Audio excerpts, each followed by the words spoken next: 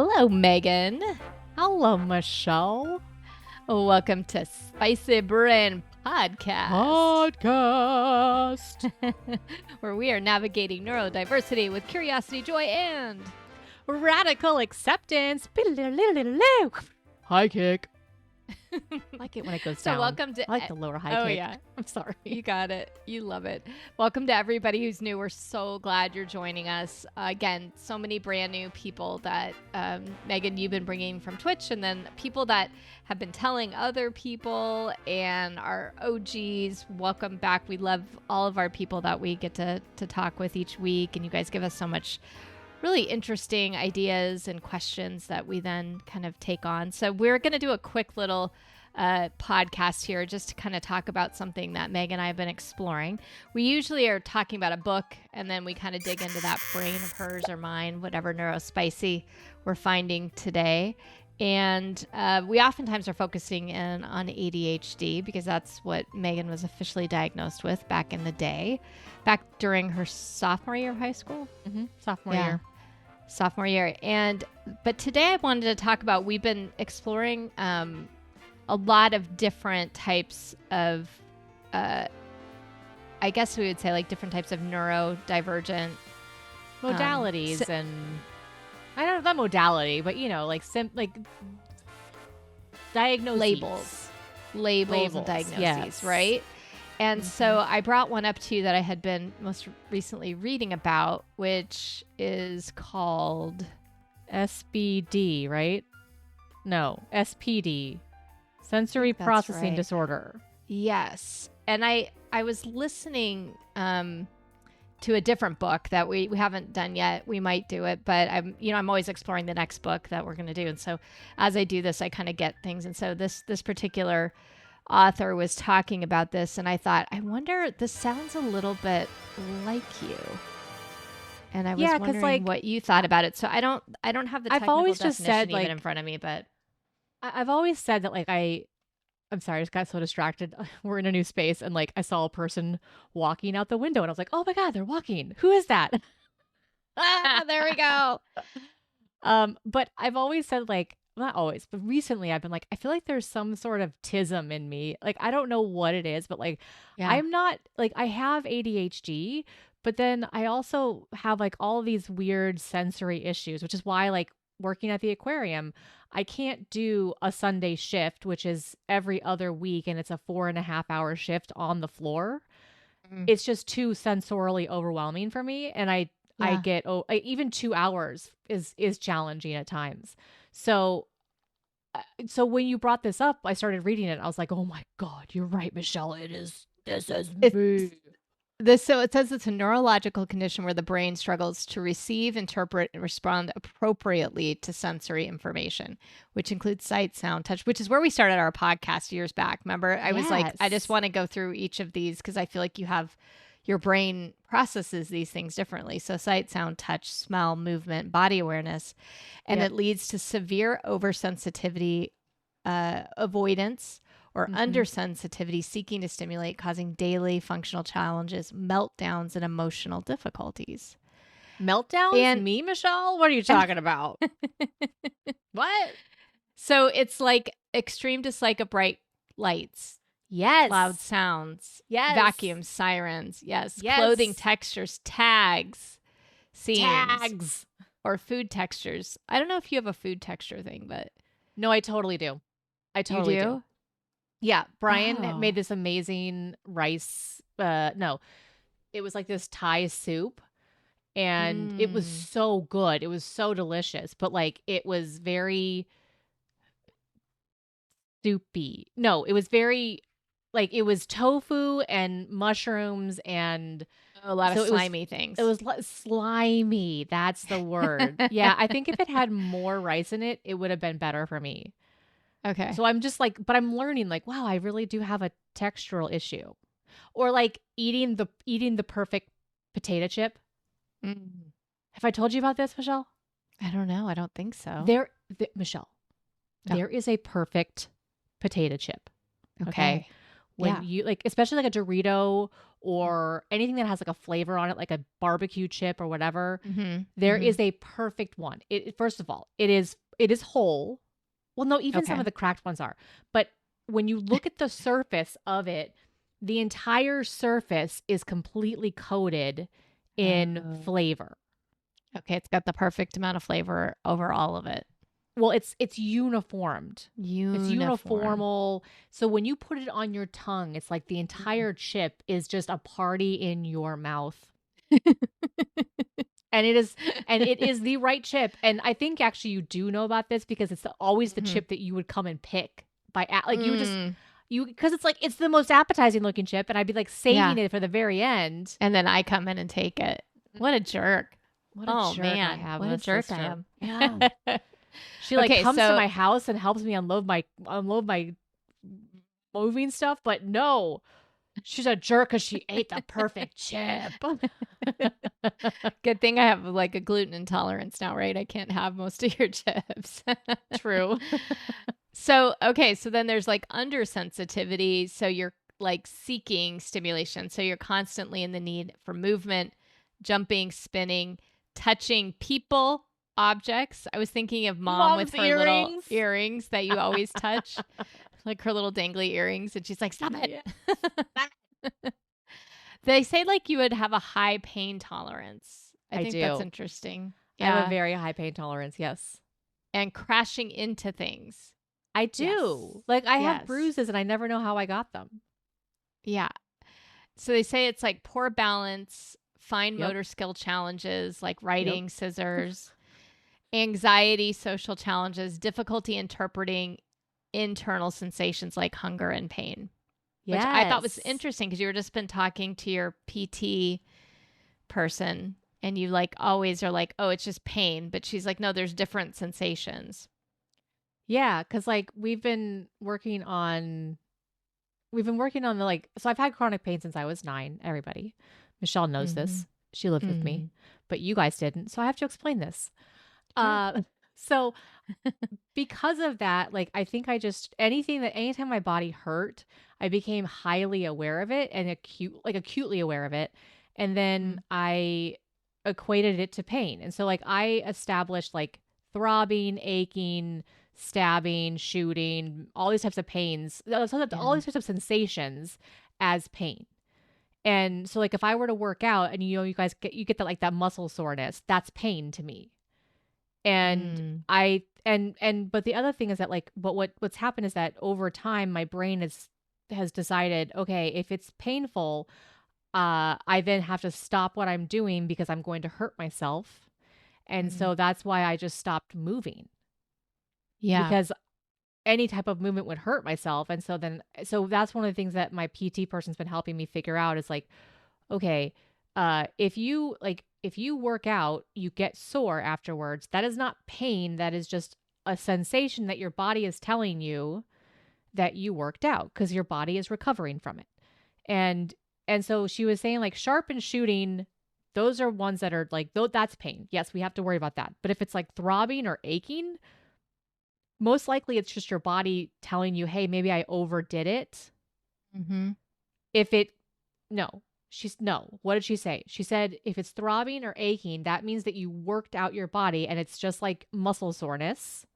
Cause like my knee, right, has been throbbing or aching after we've done squats. And I'm like, oh God, that's a bad thing because it's pain. And that means that I did something bad. And she says, no. There's a lot of different like little muscles and little ligaments and all these different things that have to like get stronger. And so it just means that you worked it out. Now, if you go to bed and you wake up and the pain is still the same, then we may have a problem. But if the pain's a little bit better or if it's completely gone, that's fine. But if it's too painful, like if your body doesn't wipe it out by the time that you wake up in the morning, it just means that maybe you overdid it. Right. It doesn't even mean you're injured at this point. No, it just means it's just information. And I was like, you mean what? Like my body is just telling me stuff? And she's like, yes, of course it's telling you stuff. You're like, but I don't know how to interpret it. I don't know what's happening. That I think is interesting because you're so aware of different parts of yourself that you have to without given help. And this is part of what I'm kind of interested in, this of actually like finding a book about this specifically, because really what they say is that it's not part of the DSM at all at this point, and that it's usually occupational therapists that are dealing with it, which is usually school age kids, right? Because it means you're non-functioning and in some way in school. And if you're not severe enough to be non-functioning, or they don't identify it correctly. And part of what she was saying is a lot of women don't get identified correctly with this because we're manifests. Hormonal. Well, yeah, the hysterical woman thing, but you know, that stereotype. But the other piece is that it manifests itself as anxiety a lot because you're overstimulated or you're understimulated, whatever it is. And there's anxiousness with the surroundings that you have. And so people see it as anxiety versus being something that's, you know, something that could be worked on, or that there could be things to help. And the reason I wanted to say this is they talk about a sensory diet, a personalized plan of physical activities designed to help the nervous system process these inputs. And the two ways I've seen you do that without it being clinically diagnosed as this is the PTSD work you did. You had to go in and he had you actually do a sensory diet in a way. You had to go and do the things that you were avoiding, because that's one of the things is that people tend to stop doing things, stop going out, stop going to sporting events, stop being in environments that are causing all of this stress sensorially to them. But then you could become homebound, right? Where you never go out again. So it's like, how do you do that? So PTSD, the doc that you went to for that really had you do that. Prolonged exposure therapy. So like you're just like, you're introducing micro amounts of exposure of stress. Yeah. So that you can learn like, okay, I was able to do 10% of stress and now I can do 20% and now I can do 30%. And you know, that hopefully by the time you get to the point of like, if I were to do that thing, I'm going to die and it's irrational, then you learn like, oh, my body can handle this and I can handle this. And now I see you doing it with your physical body. Yeah. With your PT. Like it's interesting. You found two really great people who I think are doing somewhat, I mean, I didn't really know exactly what occupational therapy was, but this idea of getting you to be more functional in your life in this way. And I don't know, I thought it was really interesting. And well, and when you said this to me, Michelle, I was like looking up to see if there's any, the company has like, or the place in Colorado has like a list of all these directories of places you can go nearby. And I was like looking to see if there's any in California, and there's actually one in Carmel, which is neirby here. But it's only for kids. And I was like, I wonder if I could call them and be like, hey, do you take adults too who didn't know and who are very childlike? I think you should. I think that's so good. Yeah. Yeah, because I thought, wow, like to have language around it. Yeah. Too. Because otherwise you could just feel like, oh, I'm crazy or something, right? People would say well, that. I've always said I'm highly sensitive, you know, because they've had that HSP, highly sensitive person. But like what I thought was really interesting is that it was saying that like they've discovered that these people have like some neural connectivity issue, which challenges the intake and the process and organization of their environmental stimuli. So what I think is interesting about that is that they say that there's like we have a different way of processing information that make it challenging to respond in socially typical ways. So like it feels painful. Like, okay, this is the most random thing. I have not told you about this. I haven't even told Brian about this because I've been trying to like, okay, Megan, this is like just all in your head. But like at night, he reads a manga on his iPad and he scrolls the page, right? And it's kind of, you know, it's like he's lightened I made him turn down the brightness and I made him put on the blue light and all those things. And so I'm like, okay, he's made these really great concessions for me. But there's like this thing about it, like he's constantly scrolling it. And so it's constantly moving and I don't notice it at first, but as soon as I notice it, I can't stop noticing it. And it actually physically hurts me to watch it move because it's just like it's constantly going up and down, up and up and up and up, and it's like and things are flashing by, and it's like it's painful, which I just am like, okay, Megan, you're just going crazy. Like, this is ridiculous. Like, you're just being too sensitive is what I told myself. And so like, I just turn over and I don't say anything, or I'll put like a pillow kind of like in between him and me so I don't have to see it or whatever it is. But like, I'm like, oh my God, I'm crazy. But maybe I'm not crazy. Maybe I just process information in a challenging way. I think so. And it was interesting as I was listening to some of the examples she gave. She said there was one woman who she had done this woman who had written this book had done interviews with people who had these diagnoses, and one of them was talking about auditory and how like chewing gum or chewing would be like really, really horrible for people. And I was thinking about me with Mom with the bag of chips, and I thought, okay, I don't know that I have it in an extreme way, but I do remember being a kid and having things be itchy and my shoes didn't fit right. And, so I think I have an element of this for sure. But the auditory part, I completely identified with. So I'm thinking if like that bag of chips, that, and she's like, oftentimes this woman was saying like, I'll get mad at the person who's doing it, and so then you're kind of the jerk too. Right. So it was funny. I was thinking about that, and I'm thinking, as you're talking about Brian's thing, I'm like thinking, maybe it's similar, right? Like that feeling I get of like, it's just hurting my actual head to have that bag flip over and crunch and whatever. That same concept for you with that. I mean, when anybody is like eating a chip. Yeah. And like, so what ends up happening, so guys, just so you know, physics wise, if you eat something that is hard, like gum or a chip or anything like that, and once you take a bite, if you don't close like your lips around the item, you create a natural diaphragm in your mouth that then echoes it out, like it, or whatever the physics thing is doing. But the wave comes back out amplified. So anytime someone's eating, like when he's eating chips, like when you chew gum, Michelle, or Mom chews gum, like any of those things, it's like I can hear it. Oh, the blinker on the car, fuck my life. I mean, don't even get me started on those blinkers, okay? I mean, it's the worst. Yes. Yeah. So like all of those things make it really, really hard. And it's too much. It's too much. Yeah. So I don't know. I think this is kind of maybe another book I might be looking at us going through, because I think this is really interesting in that it's frequently observed in people who have autism, ADHD, developmental delays.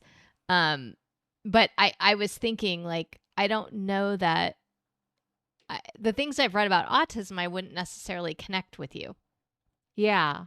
But this and ADHD together connect. It does, like, really well, actually. And I was like, oh, okay. Because that's why when I said I need to come out and I need to just unpack your boxes for you, and other people might say like, oh, that's you being enabling or whatever, right? And I was like, no, I think she physically can't do this without it being painful to her psychologically and mental, like all the things. Like I think it actually hurts your head.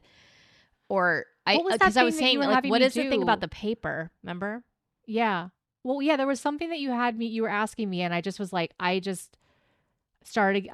stopped us when we were sitting at the table, and I was like, my head's hurting right now. Yeah. Thinking about this. My head's physically hurting. I think you were trying to make decisions about the curtains or like which type of curtain rod or something. Because there's many options. There's so many options, but also every single thing in your environment right now is new.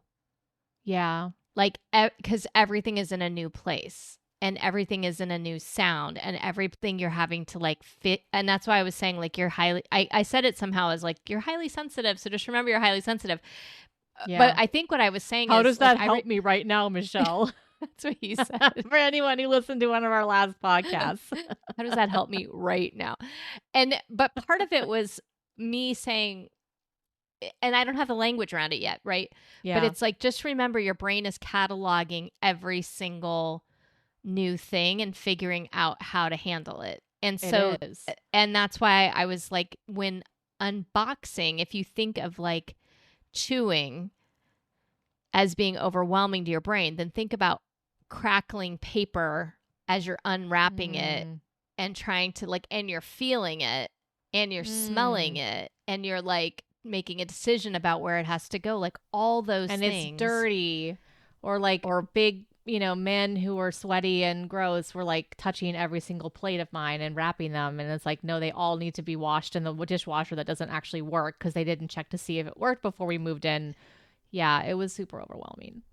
Yeah, and I don't know that particular part, I think that might be like, maybe it is though, the sensory stuff, like you see or smell, or, but I think that's just also. I mean, think about like how much like I understand the cat.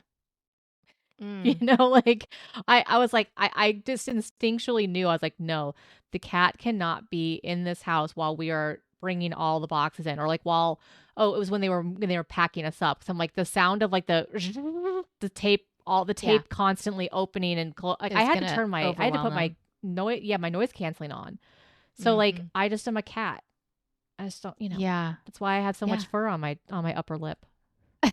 That might be because you're Portuguese, but so Michelle, this is interesting. It was saying that, so for instance, people with SPD may not be able to focus on a conversation or an activity if the lights appear too bright, or if voices are too loud, if there's an external noise such as a high-pitched traffic nearby, or if there's an absence of any other noise.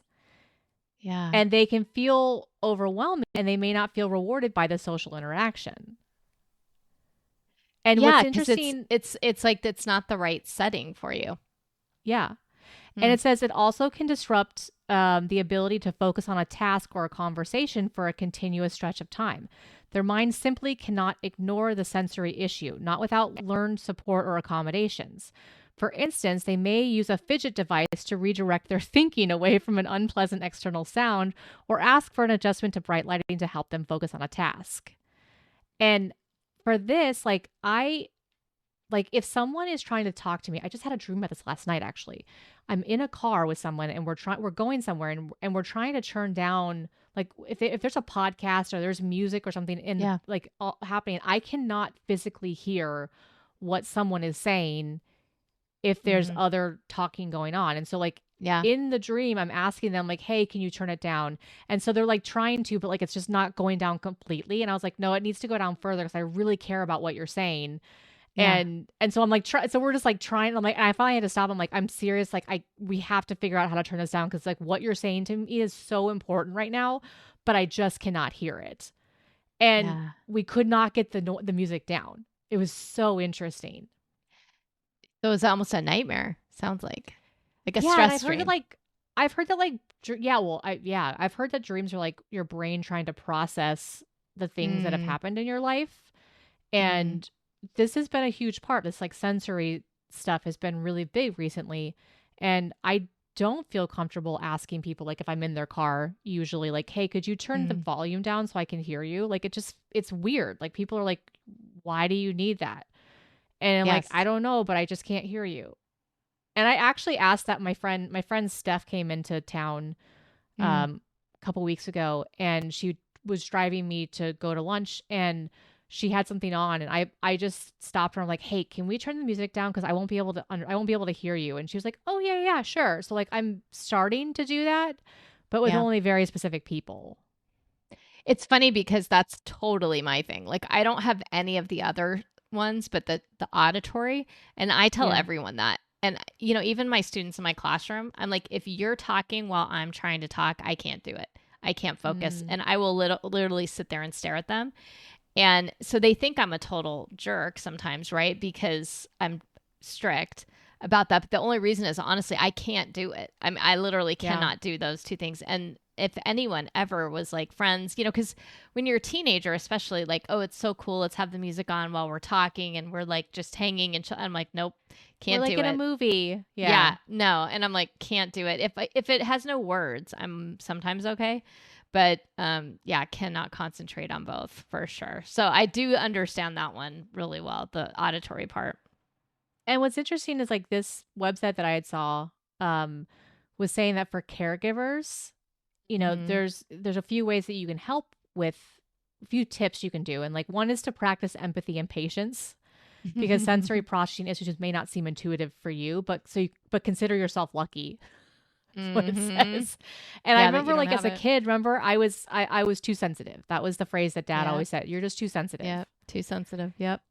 And then the other one is trust that their experiences are real. And while you may not understand why the sensory issue is happening or how to remedy the situation, the over or under stimulation is real for the person experiencing it.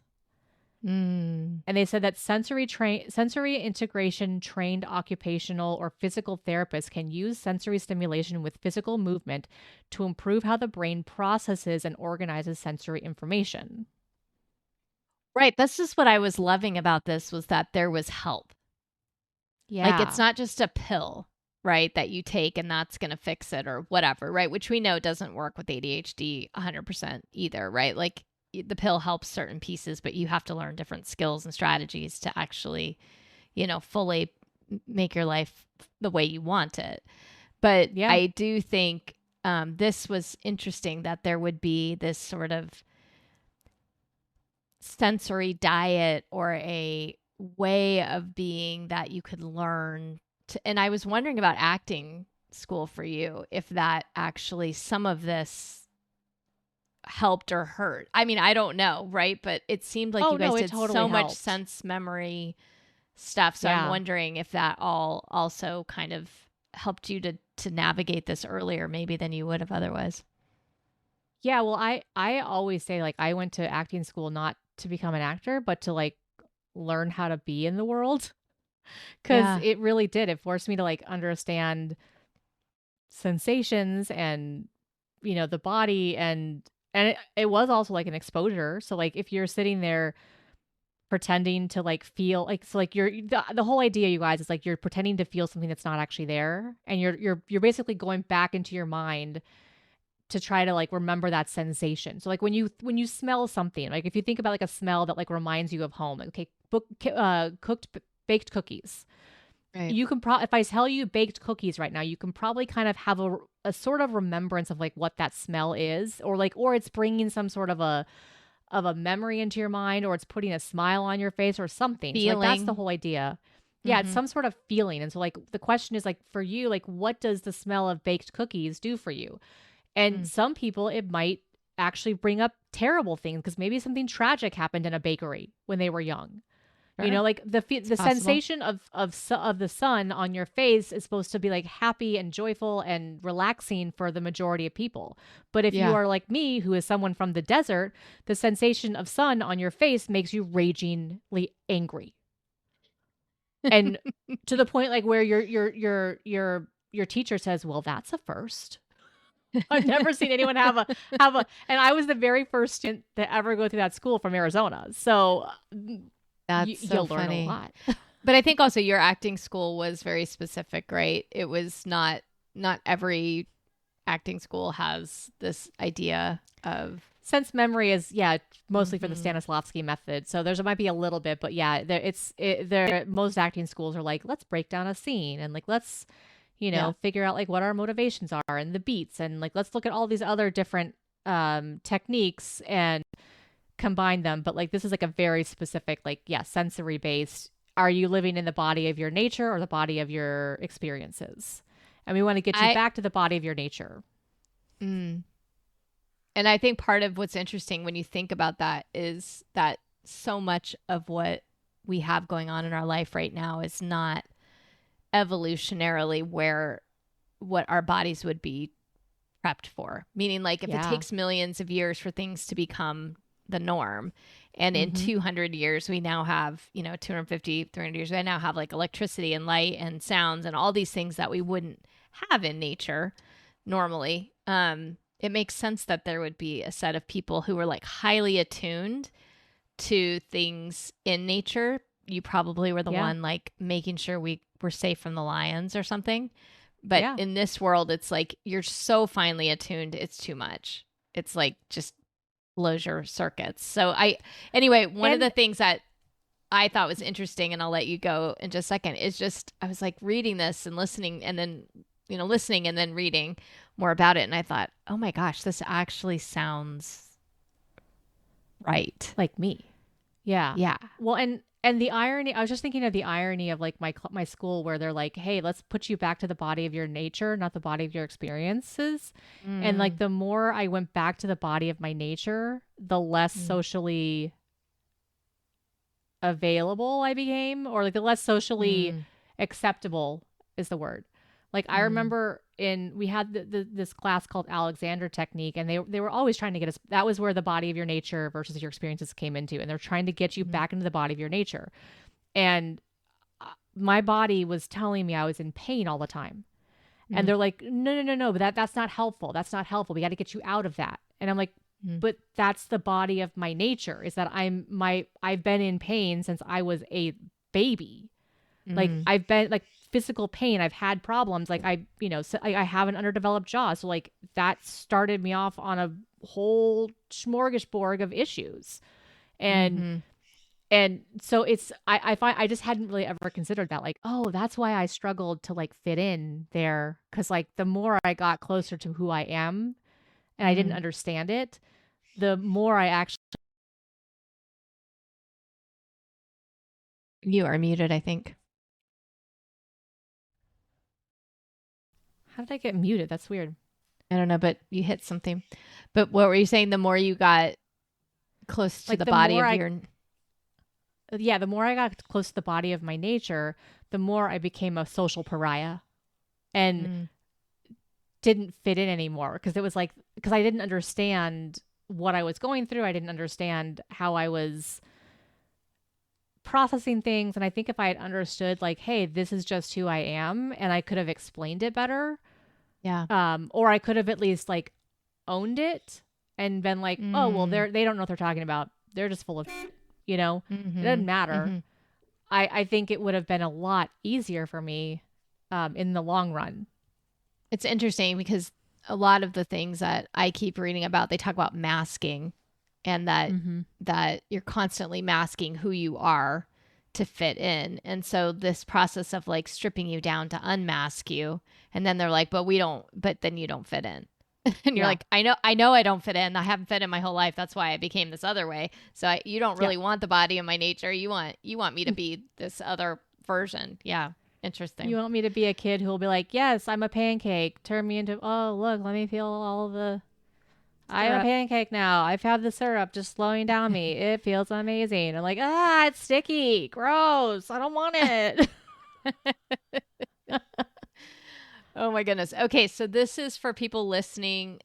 Sensory processing disorder is what it's called. Michelle, I just found a sensory checklist. We might have to do another episode, or do we just to go through it? Do we just do that? Do the sensory checklist now? Do you I just want sent it to? to you. I sent them. Oh, yeah, I mean, yeah, but there's a lot. Yeah, we might have to do another episode about this. I think this is kind of like going to be the beginning of our rabbit hole of this particular thinking. Yeah, I know, think this we definitely need to do. It is, because I think really it does make sense that it's connected to ADHD. Like, is it the chicken or the egg? Like, is it this that causes your attention issues, or do you have attention issues because of this? Because of this, right? And they were, because like they were saying, like I was reading something about autism in this, and they were saying it actually can be a comorbidity with autism, ADHD. Sure. And yeah, I mean, like if you're having sensory issues, especially with your kids, the question is like, just because like something fits into ADHD, I mean, my question would also be like, do they have these other issues too? And like, that would be kind of interesting to like take it from the sense of like, hey, okay, let's like, maybe with the next episode we just do is like the sensory checklist, going at it from like when I was a kid. And like, if your kiddo might feel this way, like how did it feel when I was a kid? How did I exhibit those symptoms? And also, if somebody's saying, maybe somebody's very rigid about something, it could be a sensory issue, right? Like you don't think of that, like, no, I don't want you to borrow my car because I don't like you wear a cologne and you're going to have it in my car now. And then I'm going to go right. Or something, right? Like it could be, you could be saying no to people about something, but not because you're not giving or you're not caring or you're not sharing, it's just that there's these things that might, be problematic.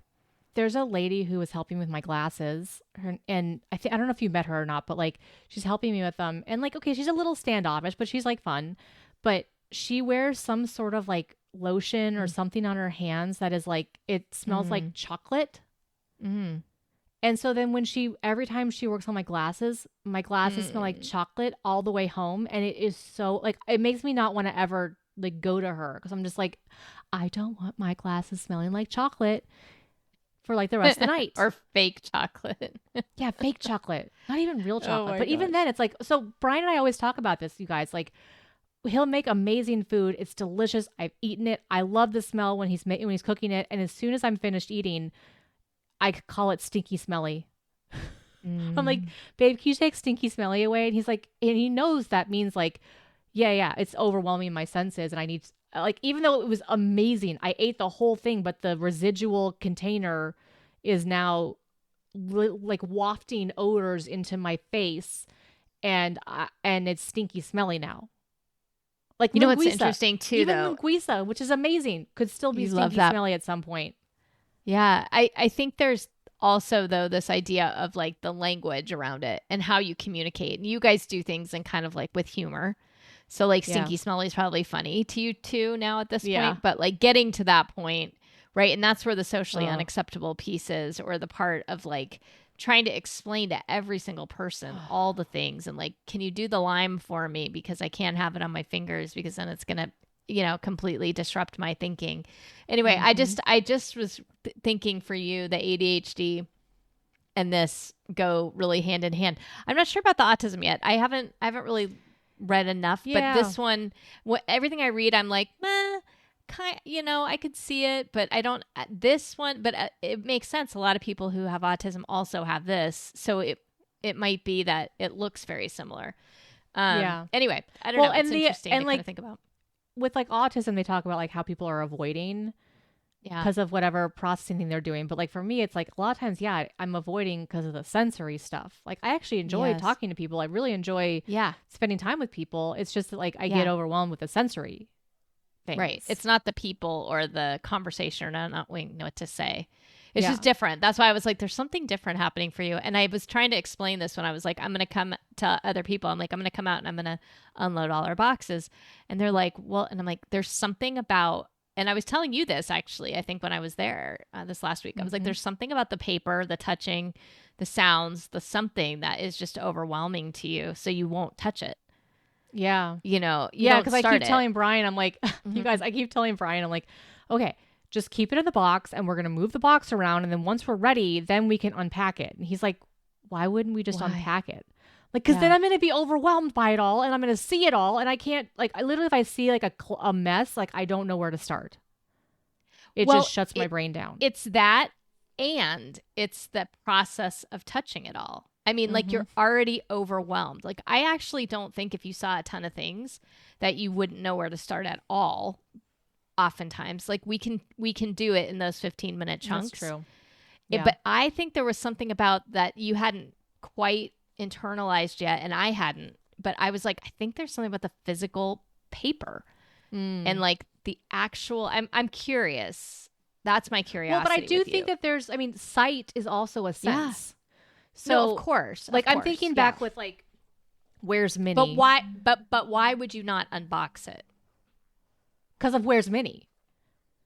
So when we were living in San Angelo, Texas, and it was like our very first move together with Brian and I, and Brian said, let's just unbox everything. And I was like, I don't know about this. And I was trying to be a supportive wife. And also I didn't have boundaries. So I was like, sure, let's do it. And knowing full well I was going to be totally overwhelmed. And then we unboxed everything. And it was like, our table had just like stuff all over it. The counters had stuff all over it. The couches had stuff. Every surface of our home, including the floor, had stuff everywhere. And I just sat there like looking. There wasn't a place that I could look that didn't have stuff. And I became so paralyzed by how much stuff there was that like I couldn't even begin to tell you where to start. And so it's like any of it. It's like, it's just, and it was awful. Like, I mean, the joke was, where's Minnie? Because like I had a little cat named Minnie. She was 6 pounds. And like, because there was so much stuff, you couldn't tell where she was. And you could take a picture and it was like, where's Waldo? Like, I have these pictures of her, like, find the cat. And I would send you guys them. I'm like, hey, where's Minnie? And that was my way of dealing with it at the time. But like, it took us like maybe a month or two just to get through all of that. Yeah. It was awful. And so I don't want a repeat of that. Yeah. So then you don't start. Mostly, yeah. Well, you know what I mean? I don't start until I have the bare bones down. I'm like, okay, in my mind, I'm like, let's just we need to get the furniture where it needs to live. And then once we have the furniture in place, then we can start unboxing one box at a time and figure out where it goes. And then we do one box at a time where it goes. Right. But then with this house, like that worked for our last house because we had a garage. And so we put all the boxes into the garage, figured out the furniture, and then brought one box in at a time. Yeah. It still took us like 2 months to unpack, but it at least got done. Whereas here, I was like, it's gonna be 2 years from now. Room. Like we were like in every box, like it was just, there was stuff everywhere. Like there was not a single place in the house that I could look. I think if we went, and it also smelled like cardboard. Yeah, so that's what I'm saying. Like, it smells, it feels, it looks all of it. Yeah, like I'm walking by and like I'm brushing in. I'm brushing up against like, you know, the cardboard. And I'm like, oh, where's that been? Like, it's been in some gross, you know, U-Haul space. And it's, you know, it's all awful. It's all awful. It's terrible. So here's what I'm going to say. I think if you have sensory processing disorder, you just have to have somebody unbox and unpack you. Yeah. And you just say, that's what I have to do, because that's like my need. And there should be no shame around it. That's what I wanted you to hopefully feel this time, was like, I'm not shading you about this, and I don't think you should feel any shade about it. It's just this particular thing. Like, once it's done and once it's all put together, you're fine. I mean, you're still having a lot of processing to do because every single sound is new and everything is new. So it's like already hard, but for you, but it's easier once like we got the basics put away for you. Yeah. Well, like seeing the lady walk by the window, you know, totally new and like distracted me. I'm like, oh, interesting. So I think the difference this time around, Michelle, was that 2 things.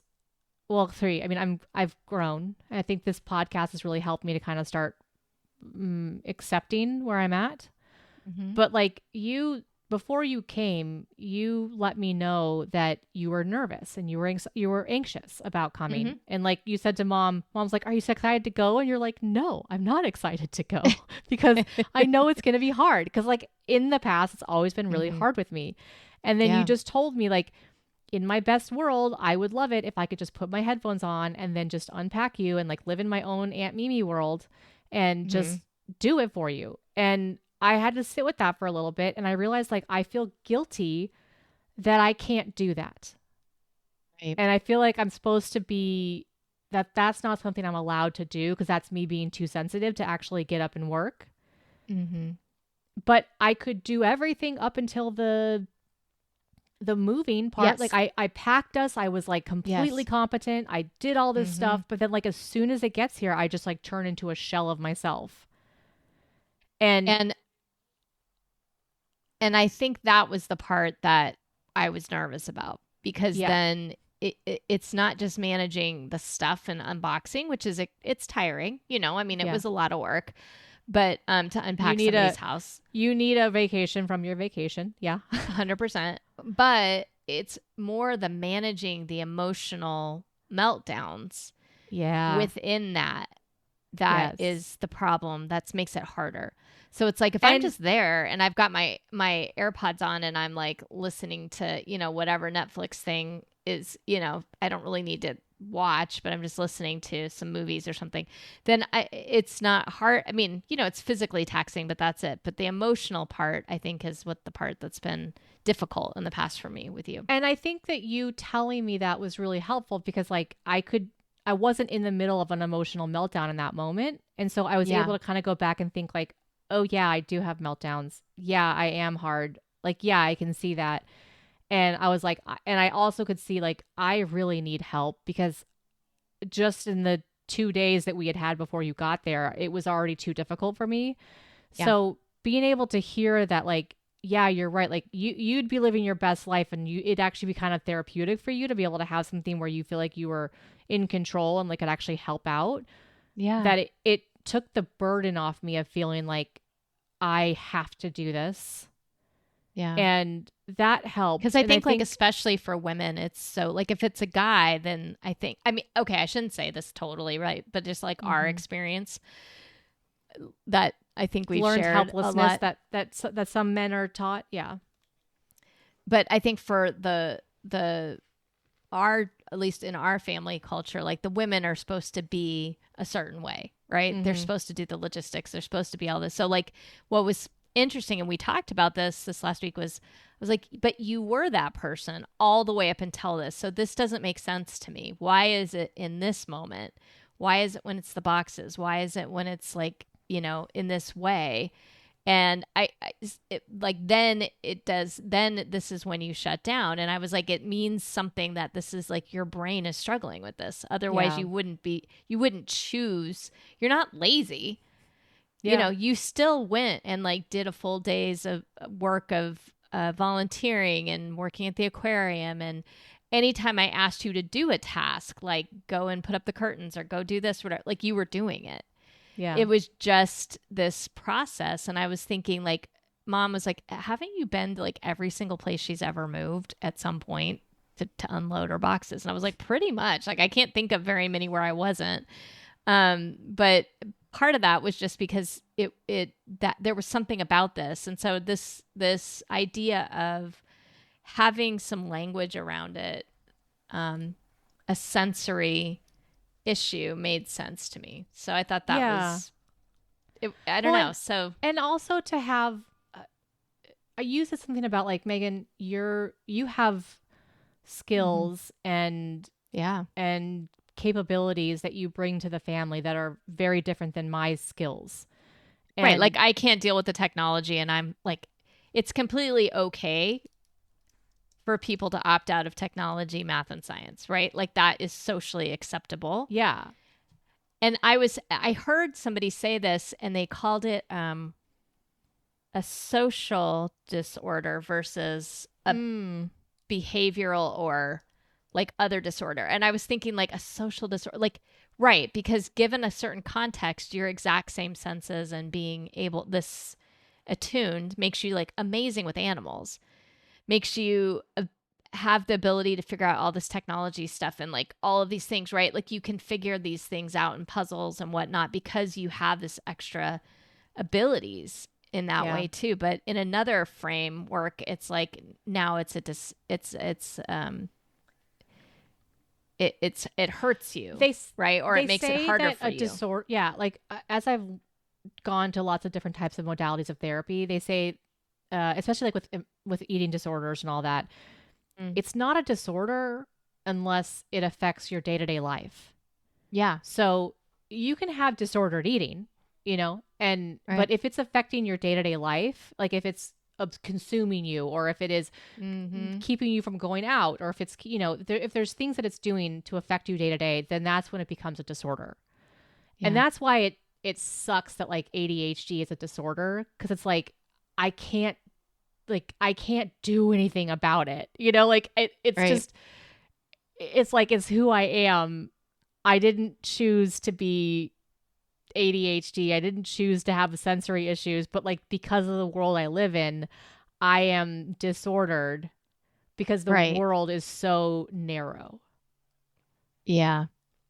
And I've heard my friend Antonique talk about this. She's like, you know, because I'm Black, I live in this world like where every day it doesn't matter. Like I didn't choose to be born black. I didn't choose this, but like every day I'm in this world that I'm not supposed to live in. And not that I have any connection to like what she's doing, because I know I have white privilege as well. So like, but it's just like it's like this a little bit more of like an empathetic understanding of like, oh yeah, like this sucks. It's just really hard to like we create these worlds in general. I think just in general, like we're creating these spaces that, you know, we're saying, I'm going to make this for myself. And that means that everybody else has to be that way. And the first people who started doing that were wealthy and, you know, had specific affluence and whatever. And so then they created a world that we now live in.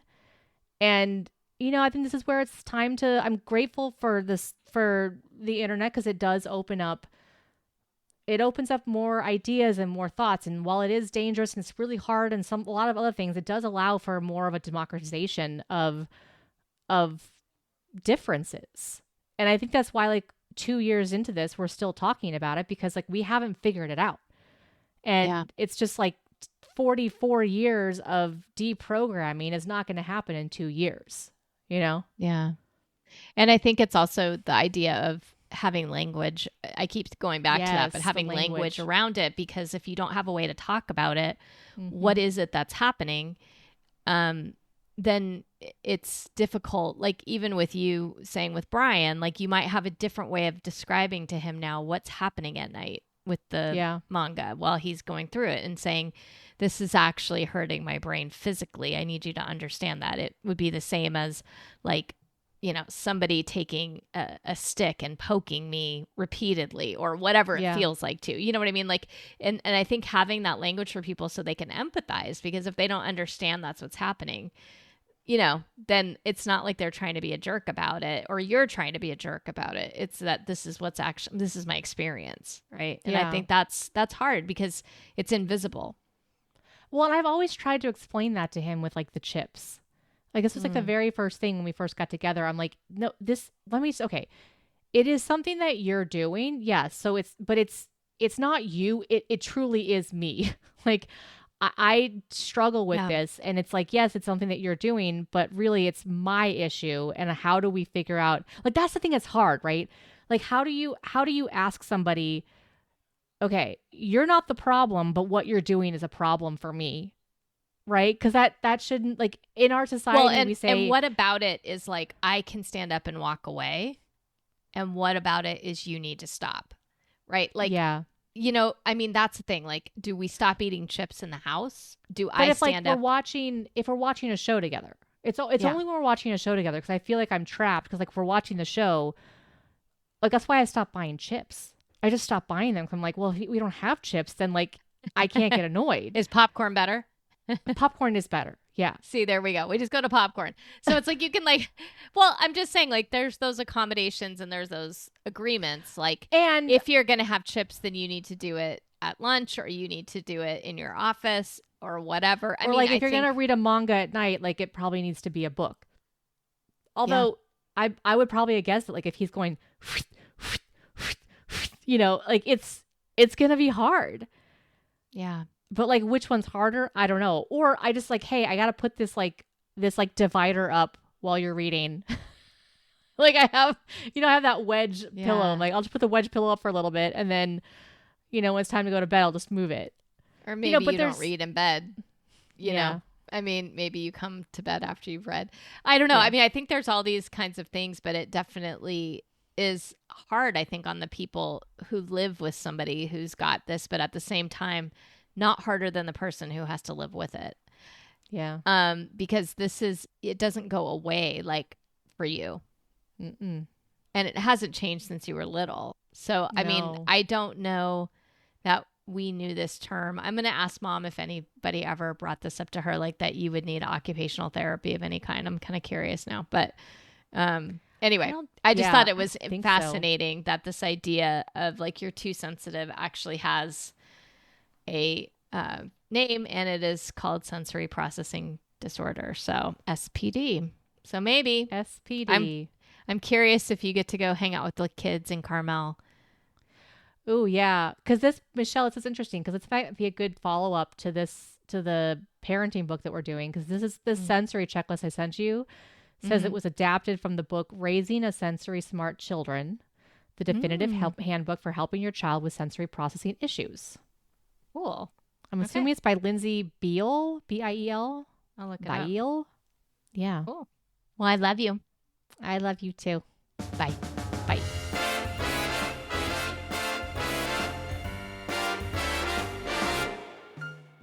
Thanks for listening to the Spicy Brain Podcast, brought to you by Spicy Brain Studios.